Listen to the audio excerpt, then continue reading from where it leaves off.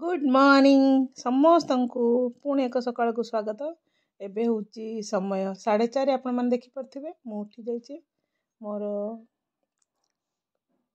Routine रे अच्छी 4:30 रु मु उठिबी मोर जहाँ नित्यकर्म अच्छी सार सारा पर मु प्रथम पासी काम मोर दांड खरकिबी तापर आम दुआर मोर टिके पानी ढालिकी मु धुए तंबा पित्तल नोटार जो पानीटा मु राति रखता से पानी ढालिकी धुए तार कारणटा भी मुझे आपण मानक कहबी।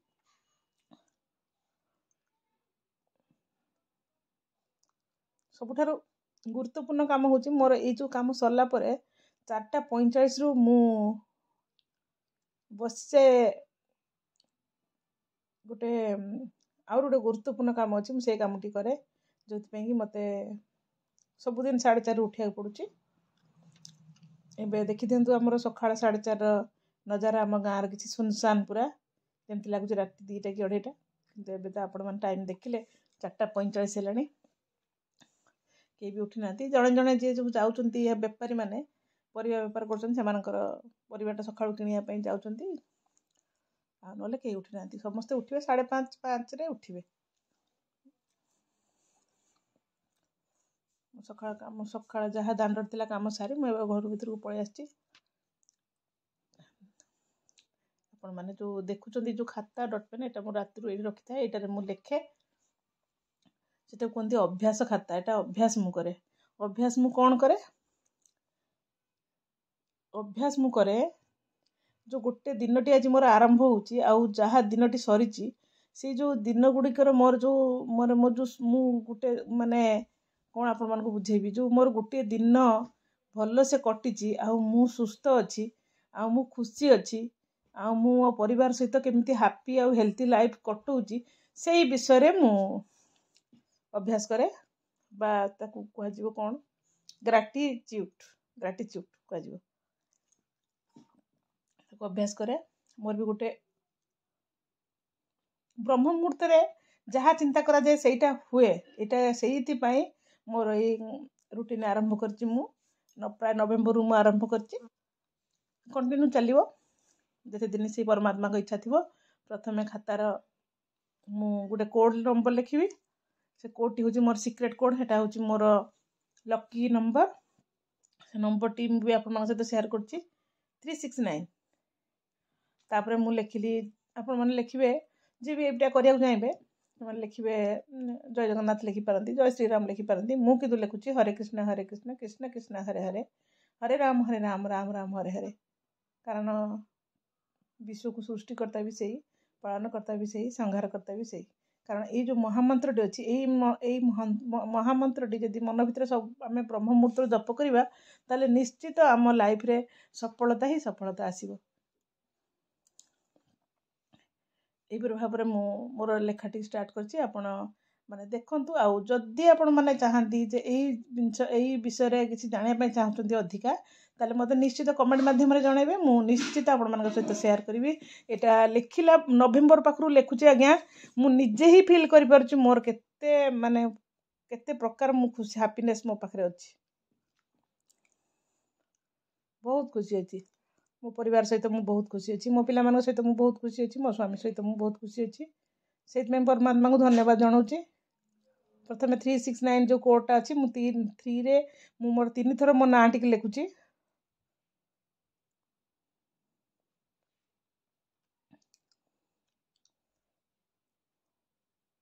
राति रे निद बेले लेखा होची टिके लाइन एपट सेपट होची तथापि मु कंटिन्यू करूची।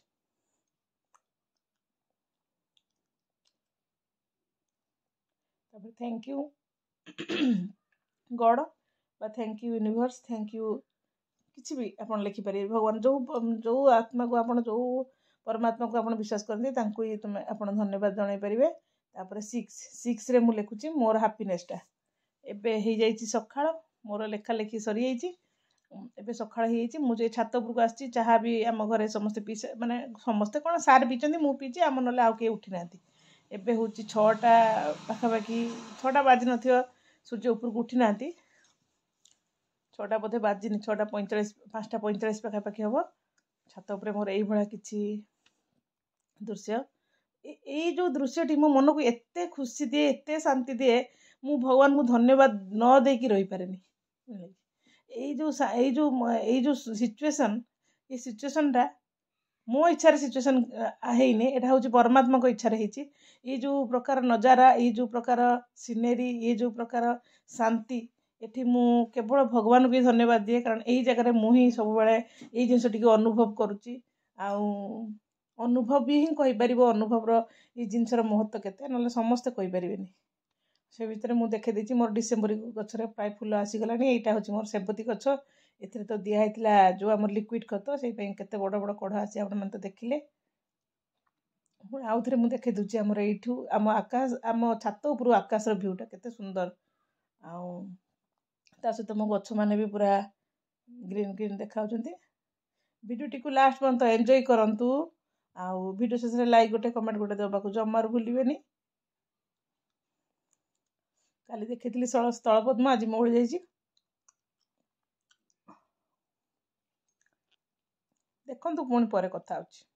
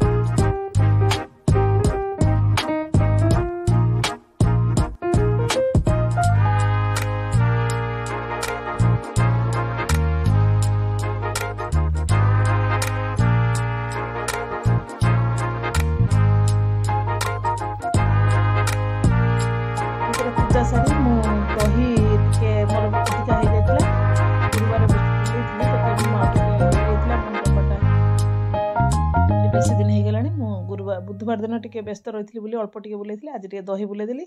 ତାପରେ ଆପଣମାନେ ତ ଦେଖିଲେ ମୁଁ ପରଟା କରିଥିଲି, ପରଟା ଆଉ ଚା ନେଇକି ପଳେଇ ଆସିଛି ବ୍ରେକଫାଷ୍ଟ ପାଇଁ। ତାପରେ ମୁଁ ଏଇ ଯେଉଁ ପରଟା ଚା ବ୍ରେକଫାଷ୍ଟ କରିସାରିଲା ପରେ ମୁଁ ଟିକେ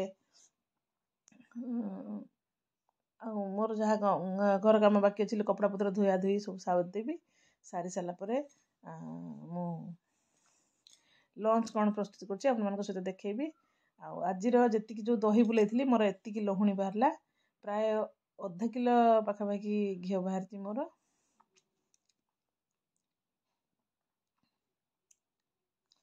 ଏଇଟା ହେଉଛି ଗୋଟେ ଭାତ ରାନ୍ଧିବା ପାଇଁ ଯେଉଁ ଡିଶ୍ଟା, ମୁଁ ସେଇ ଡିଶ୍ରେ ଦହିଟା ବୁଲେଇକି ରଖିଛି। ତାପରେ ମୁଁ ଲହୁଣୀଟା ବାହାର କରିନେଲା ପରେ ଦହିଟାକୁ ବସେଇଦେବି ଛେନା କରିବା ପାଇଁ।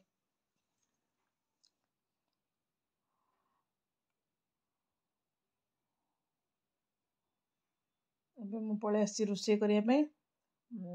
ଫୁଲକୋବି ଓଲ ଆଉ ଆଗେ ପ୍ରଥମେ ସନ୍ତୁଳୁଛି, ତାପରେ ମୁଁ ଗ୍ରୀନ୍ ମଟର ଆଳୁ ସିଝା ଆଳୁ ରଖିଥିଲି, ଭାତ ହେଇଯାଇଛି। ସିଝା ଆଳୁ ଦେଇ ଏବେ ସମୟ ବାଜିଗଲାଣି ପ୍ରାୟ 12ଟା 45 ପାଖାପାଖି। ମୁଁ ସନ୍ତୁଳାଟା ବସେଇ ଦେଇ ଅଦା ରସୁଣ ଛଡ଼େଇ ଦେଉଛି। ଟିକେ ମସଲା କରିଦେବା। ଆପଣମାନେ ଭିଡ଼ିଓଟିକୁ ଦେଖନ୍ତୁ। ଭିଡ଼ିଓ ଶେଷରେ ଲାଇକ୍ ଗୋଟେ କମେଣ୍ଟ ଗୋଟେ ଦେବାକୁ ଭୁଲିବେନି। ରହୁଛି। ଜୟ ଶ୍ରୀ ଜଗନ୍ନାଥ।